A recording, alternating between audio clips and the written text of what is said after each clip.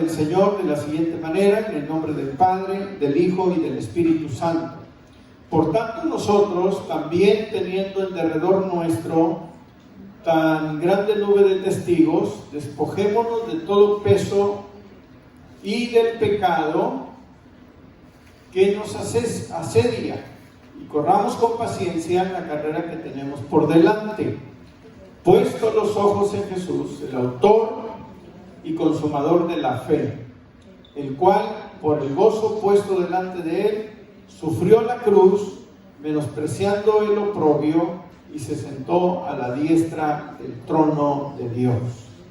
Te damos gracias, Señor. Meditamos en tu palabra. Te pedimos que tu palabra sea de edificación a la vida de cada uno de nosotros. Usa mi vida, Señor, para poder hablarla a tu pueblo en esta hora, en el nombre de Jesucristo. Y bendícenos a todos, Señor, por medio de ella. Te lo pedimos en el poderoso nombre de Cristo Jesús. Amén. Amén. Ocupe su lugar, mis amados hermanos, en esta hora, en el nombre del Señor. El versículo 1 de este capítulo 12 del libro de los Hebreos, me gusta mucho cómo inicia el escritor diciendo: por tanto, nosotros también.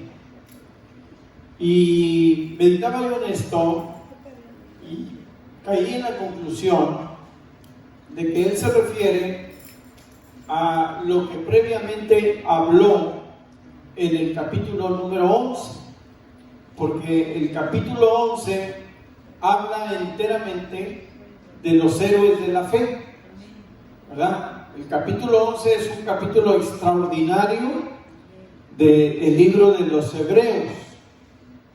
Los grandes hombres, mujeres de Dios, hicieron grandes hazañas, grandes proezas por medio de la fe. Por ejemplo, el versículo 4 dice que por la fe Abel ofreció a Dios más excelente sacrificio que Caín. El versículo 5 dice: por la fe Enoc fue traspuesto para que no viera muerte. El versículo 7 de Hebreos 11 dice: por la fe Noé, cuando fue advertido por Dios acerca de las cosas que aún no se veían, con temor preparó el arca para que su casa se salvase. El verso 8: por la fe Abraham, siendo llamado, obedeció para salir al lugar que había de recibir como herencia, y salió sin saber a dónde iba. Verso 11: por la fe también la misma Sara, siendo estéril, recibió fuerzas para dar a luz. Amén. Por la fe. Versículo 21: por la fe Jacob, al morir, bendijo a cada uno de los hijos de José. Verso 22: por la fe José, al morir, mencionó la salida de los hijos de Israel. Versículo 23: por la fe Moisés, cuando nació, fue escondido por sus padres por 3 meses. Verso 24: por la fe Moisés, hecho ya grande, rehusó llamarse hijo de la hija de Faraón. Versículo 31: por la fe Rahab, la ramera, no pereció juntamente con los desobedientes, habiendo recibido a los espías en paz. Miren lo que dice el verso 32: ¿y qué más digo? Dice el escritor a los Hebreos: porque el tiempo me faltaría contando de Gedeón, de Barak, de Sansón, de Jefté, de David, así como de Samuel y de los profetas. Porque por fe conquistaron reinos, hicieron justicia, alcanzaron promesas, taparon boca de leones, apagaron fuegos impetuosos, evitaron filo de espadas, sacaron fuerza de la debilidad, se hicieron fuertes en batalla, pusieron en fuga a ejércitos extranjeros. ¿Cuántos dicen gloria a Dios? ¿Cuántas y cuántas cosas hicieron estos hombres y mujeres de Dios por medio de la fe? ¿Verdad que hicieron muchas cosas? ¿Tuvieron muchas victorias por medio de la fe? ¿Puede decir gloria a Dios a ello? Entonces fíjese usted, hermano.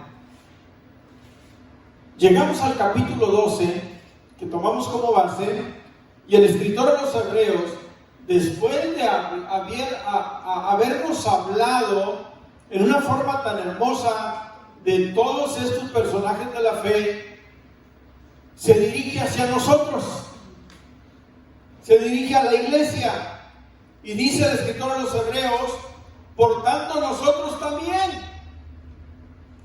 O sea, qué bonito lo que alcanzó Abraham por la fe, ¿verdad? Qué bonito lo que hizo Enoch. Qué hermoso lo que hizo Noé, Moisés. Todo por medio de la fe. Qué hermoso lo que logró Jacob, José y cada uno de ellos. Sara, Rahab, la ramera, todos ellos. Oiga, qué inspiradores son.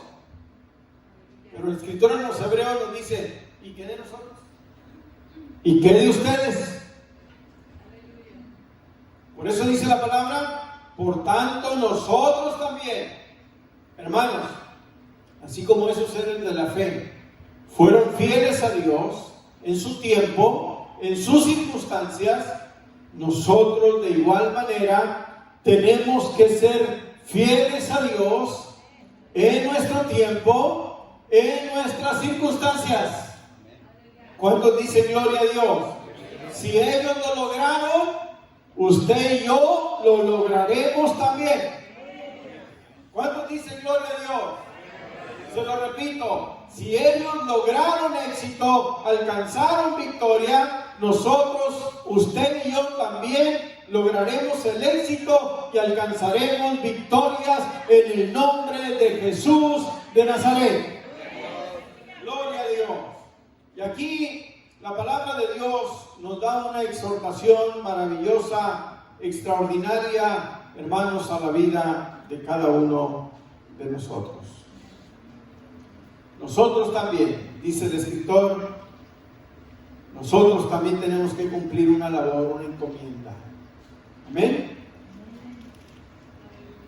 Es hermoso reconocer a todos los seres de la fe, pero nosotros tenemos una responsabilidad también.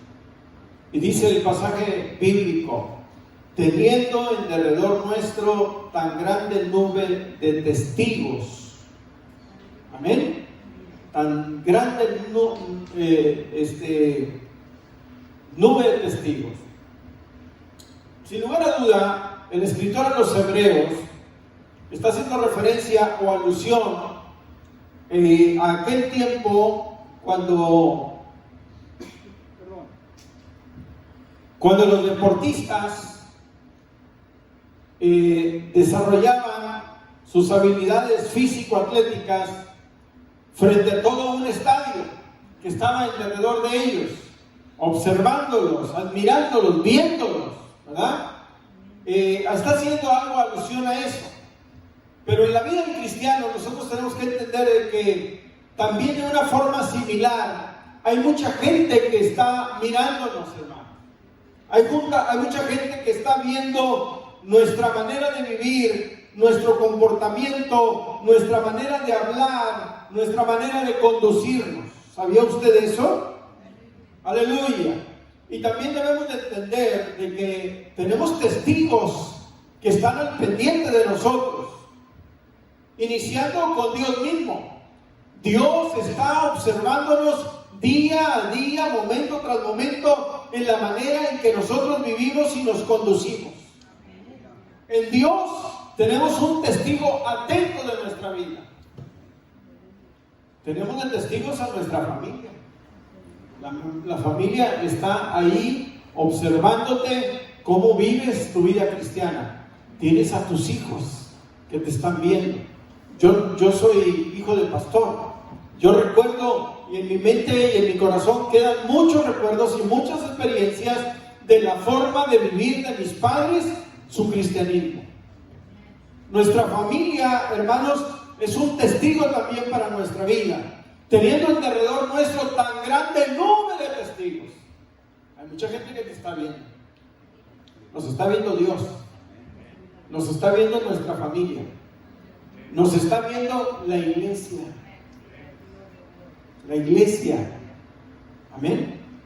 Miren, si vamos a ese tema, yo tengo en mi mente recuerdos desde que era pequeño. Yo crecí en la iglesia y tengo recuerdos de grandes hombres y mujeres de Dios, fieles hermanos a la congregación donde yo crecí, mujeres de oración, hombres de buen testimonio, fieles cristianos al servicio del Señor. Amén.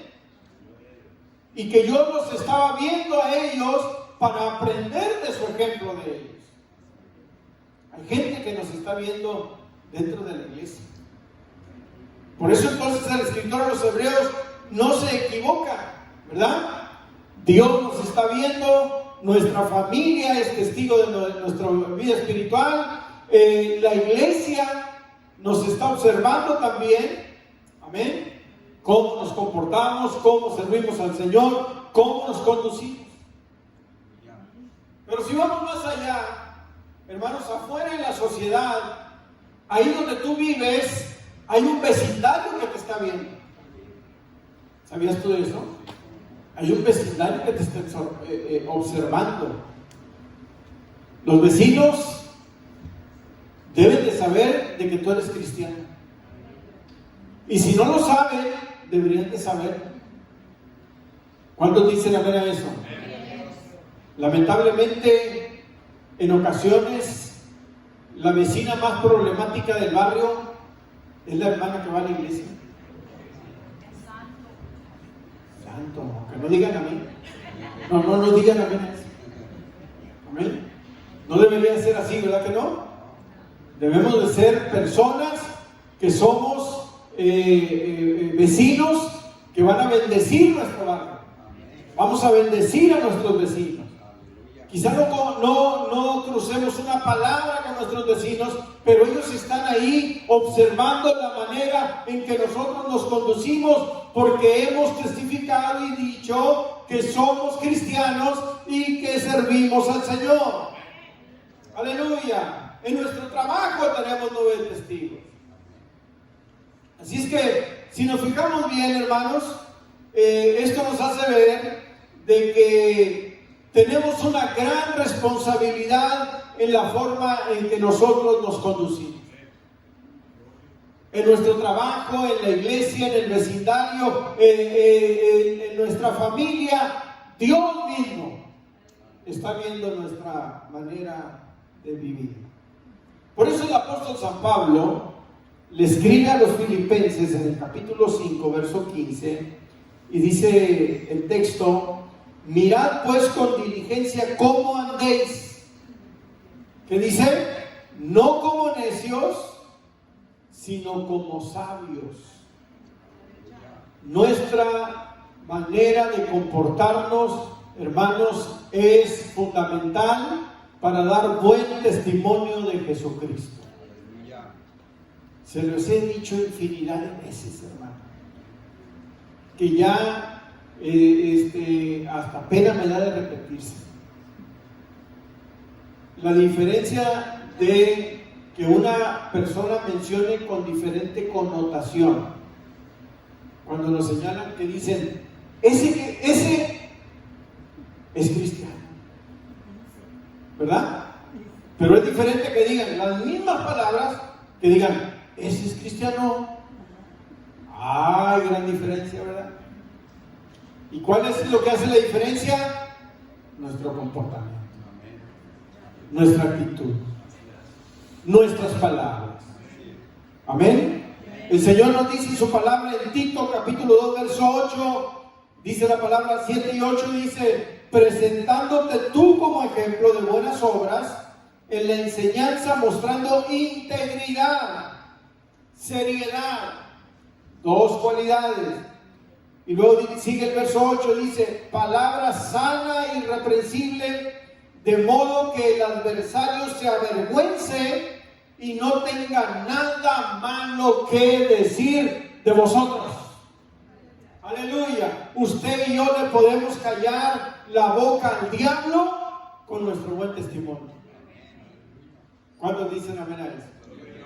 ¿Cuántos dicen gloria a Dios?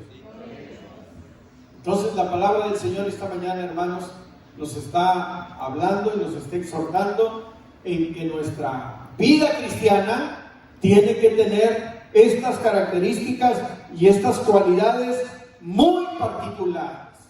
Amén. Teniendo en derredor nuestro tan grande nube de personas, hermanos, es importante que cuidemos nuestro testimonio. Amén. Y continúa el escritor de los Hebreos diciendo en ese mismo versículo: despojémonos de todo peso y del pecado. Aleluya. ¿Sabe qué es fundamental en la vida de un cristiano para tener buen testimonio? Es fundamental de que no haya pecado en nuestra vida. ¿Cuántos dicen amén a eso? ¿Cuántos alaban al Señor? Él sigue haciendo alusión a los atletas, a los deportistas. Hace un momento les dije que hace alusión, teniendo en derredor nuestro tan grande nube de testigos, a un estadio, ¿verdad? Que van a observar a los deportistas. Pero haciendo la misma alusión a los deportistas, usted sabe que los deportistas, sobre todo los atletas, pues se despojan de todo peso y cada vez usan ropa más ligera.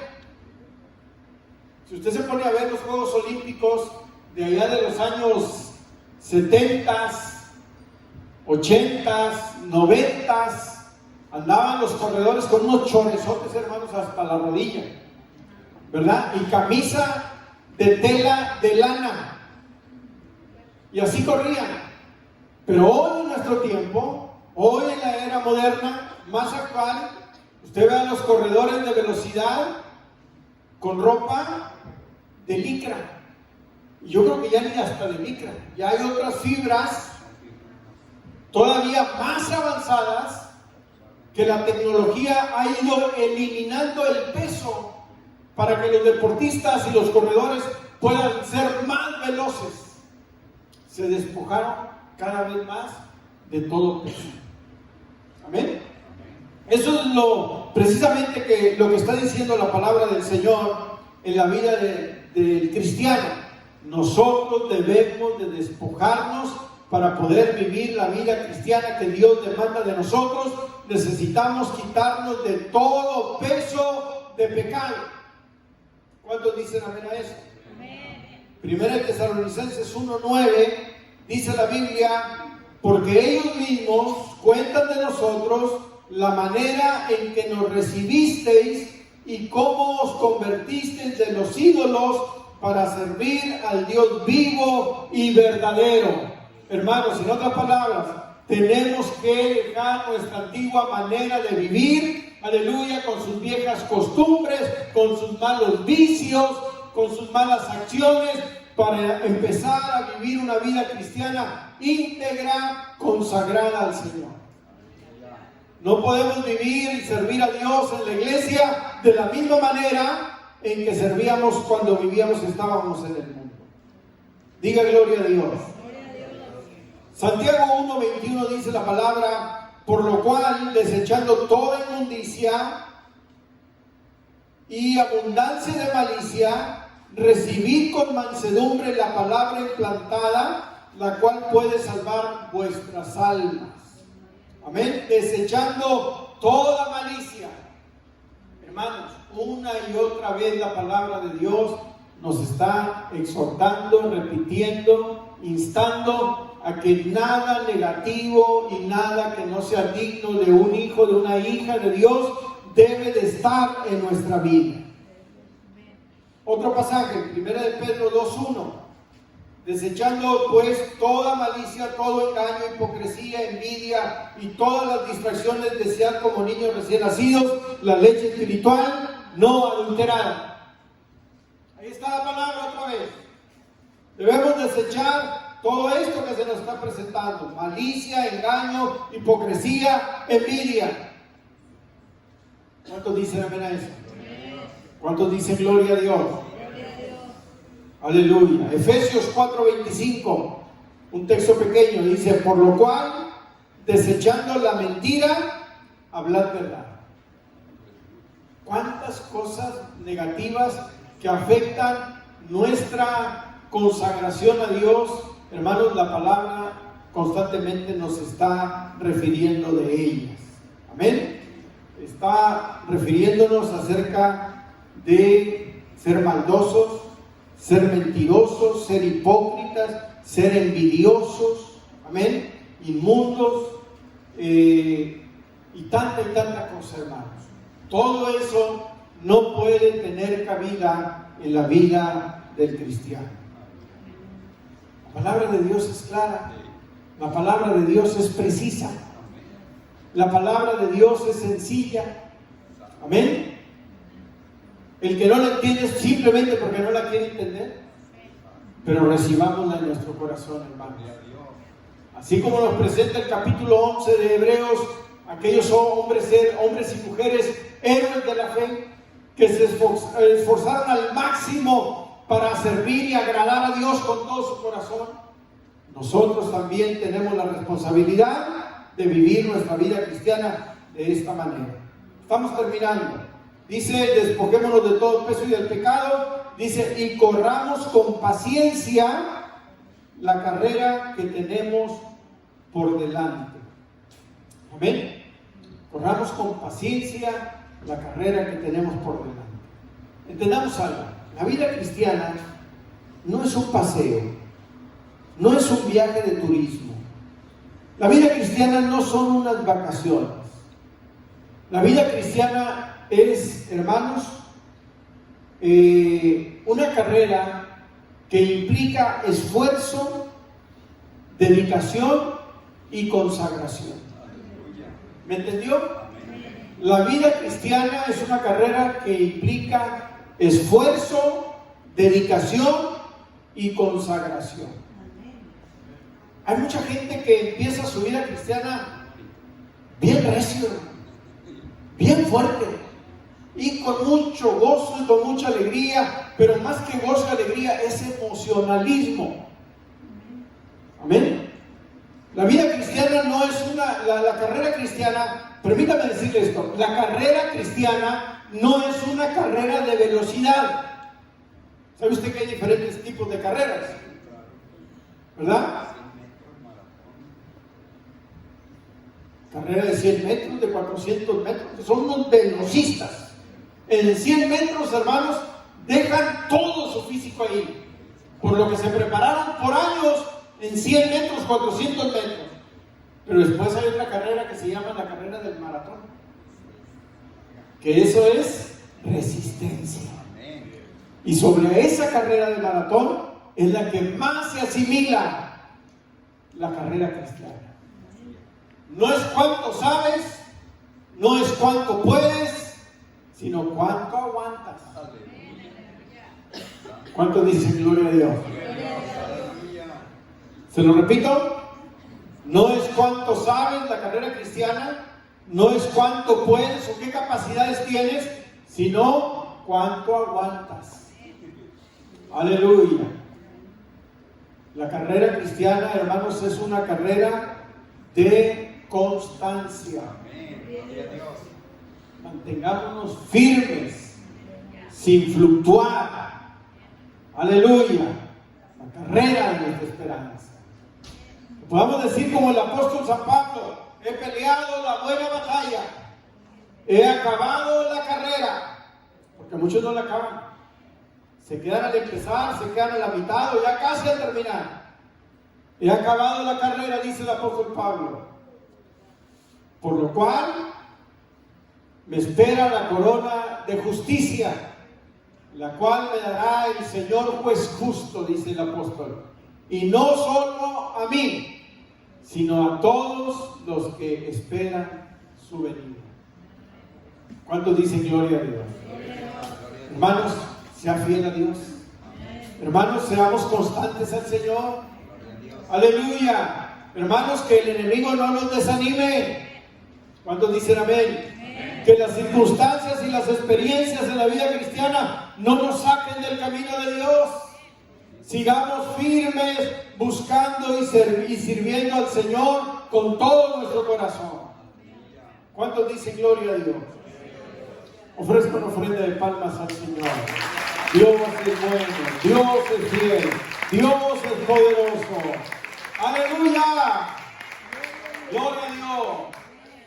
En esta iglesia tenemos grandes legados, grandes ejemplos que recientemente se nos han ido y que nos enseñaron, nos predicaron con el ejemplo. Tenemos una gran mujer de Dios que se fue hace poquito, que es la hermana Elvira, una mujer fiel. Nunca manejó, no aprendió a manejar ella en toda su vida, pero eso le impidió venir a todos los cultos de la iglesia. No. El esposo venía y la dejaba, y ya después ella se averiguaba cómo se iba. No le importaba, hacía frío, lloviendo, cualquiera que fuera la circunstancia, la hermana Elvira Arriola estaba presente en el culto de adoración a Dios. Aleluya. Ahí está el ejemplo. Tiempecito más atrás se nos fueron los hermanos Rosas, hermano Eduardo, hermana Francis, fieles al Señor como ellos solos. Aleluya. El hermano estuvo aquí desde el inicio de esta iglesia, cuando se empezó a construir el templo. Aquí era puro monte, hermanos. No estaba la comunidad de Olmito como está ahorita. Era Olmito, pero era parcelas, monte. Y se compraron los bloques, porque estas paredes son de bloque, forradas con chirroc. Y se compraron los bloques y se vinieron, el camión vino y los trajo aquí al terreno donde se iba a construir el templo. Y para que no se robaran los bloques, el hermano Eduardo se venía en su minivan y se estacionaba ahí. Toda la noche se quedaba a dormir para cuidar los bloques de la iglesia, con los que se iba a construir la iglesia. Aleluya. Un hombre y una mujer de Dios, fieles al Señor. No le digo cuántas actividades de venta de platos hicieron estos dos hermanos fieles al Señor, hermanos, porque no tendríamos la capacidad de saberlo. Fueron cientos o miles y miles de platos de comida que hicieron para vender. Aleluya al Señor. Yo me imagino la corona que ellos han de haber recibido cuando llegaron allá a los cielos, donde el Señor les dijo: buen siervo y fiel, en lo poco fuiste fiel, en lo mucho te pondré. Entra en el gozo de tu Señor. Ahí están nuestros héroes de la fe. Aquí en la Biblia hay una vitrina de hombres de la fe, pero aquí el Divino Rey tenemos una vitrina de nuestros héroes de la fe, que ellos nos dieron el ejemplo y el legado. Aleluya. Pero el Señor nos dice en su palabra, y terminamos el pasaje, dice el verso número 2: puesto los ojos en Jesús, el autor y consumador de la fe. Aleluya. En esto consiste la vida cristiana, hermanos. Esto es el todo de la vida espiritual del cristiano. Una relación estrecha con Jesús, una relación cercana con el Señor. Puesto los ojos en Jesús, esto quiere decir no desviar nuestra mirada de la persona de Jesús. ¿Cuántos dicen gloria a Dios? No desviar nuestra mirada del Señor. ¿Por qué? Porque si usted pone sus ojos en otra cosa, hermanos, va a fracasar. Si usted pone sus ojos en mí, no se lo garantizo. Si usted pone sus ojos en la pastora, no se lo garantizo. Si pone sus ojos en los hermanos más fieles de la iglesia, no se lo garantizo. Usted tiene que poner sus ojos en Jesús. Él es el autor y consumador de la fe. Estaban los discípulos en la barca y se vino una gran tormenta. Y pensaban que se iban a ahogar y que se iban a morir. Y dice la palabra del Señor que Jesús vino a ellos caminando sobre las aguas en el mar, en medio de la tormenta. Y el que era más avispado y el que era más intrépido y el que era hiperactivo y tenía su carácter así, volteó hacia las aguas y vio que alguien venía y dijo: alguien viene. Y como venía Jesús caminando sobre las aguas, todos se asustaron y gritaron: ¡ah, un fantasma! Pero Jesús les contestó y les dijo: soy Jesús, no tengan temor. Y dice la palabra del Señor que cuando Pedro oyó eso, el más intrépido, dijo: Señor, si eres tú, manda que yo vaya aquí sobre las aguas. Jesús le dijo: nunca retes a Jesús, hermano, porque Jesús te va a tomar la palabra y vas a tener que entrarle con valor. Yo una vez lo reté y míreme, aquí estoy, 40 años después. Una vez yo lo reté y dije: Señor, si tú me usas, me llamas, yo voy a predicar tu palabra. Y Jesús me dijo: pues vente para acá, muchacho. Y ya no tuve salida. Quería hacer muchas cosas, tenía muchos planes, pero el Señor me tomó la palabra. Aleluya. Y dice la palabra que Jesús le dijo a Pedro: ven, desciende sobre las aguas. Y Pedro se bajó de la barca y empezó a caminar sobre las aguas. Pero el texto bíblico dice: pero entonces a medio camino Pedro empezó a ver el fuerte viento, empezó a ver las olas grandes, así dice la Biblia, empezó a ver el fuerte viento y tuvo temor. Se dio cuenta que había una tormenta, se dio cuenta que había olas grandes, que había viento, se dio cuenta de que estaba viviendo algo sobrenatural, que estaba caminando en un milagro. Empezó a ver las circunstancias. Y eso equivale que si empezó a ver otras cosas, dejó de ver a Jesús. Desvió su mirada de Jesús. Por eso el Señor nos dice en su palabra: puesto los ojos en Jesús, que Él es el autor y el consumador de nuestra fe. No desvíes tu mirada de Jesús. Él es el que te da seguridad.